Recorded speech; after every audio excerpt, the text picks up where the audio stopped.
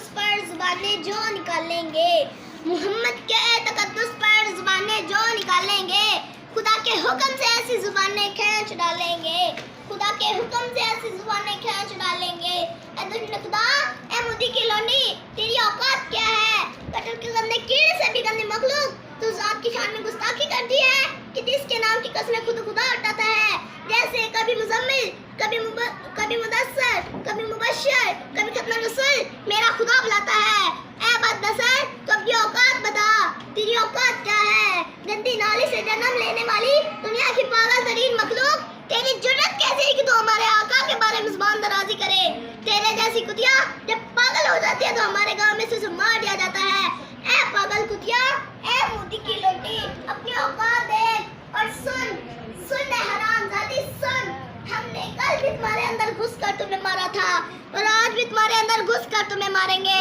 ऐ गौ माता का मूत्र पीने वाली सुन और याद रख, अब गज़ाए हिंद का वक्त शुरू हो गया है। खुदा की इज्जत की कसम, मोहम्मद के तकद्दुस की कसम, इस्लाम की अजमत की कसम, हम तेरी जैसी हरामजादियों का सरतान से जुदा करना जानते हैं।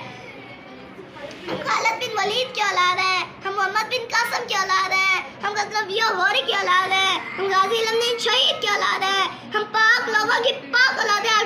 तो किसकी औलाद है? तुम राजा दाहर की औलाद हो। हाँ, वही राजा दाहर जिसने अपनी सगी बहन से शादी की थी। तुम पृथ्वी की औलाद हो, तुम अशोक की औलाद हो कि जिनके यहाँ शादी का तस्वुर ही ना था। ऐ हराम की पैदावार, तेरी जात पर थू, तेरी हर बात पर थू, तेरी औकात पर थू।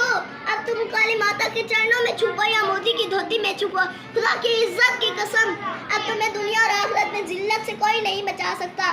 ना कट मरूं जब तक ख्वाजा यसरब की आन पर, ना कट मरूं जब तक ख्वाजा यसरब की आन पर। खुदा शाहिद है, कामिल मेरा ईमान हो नहीं।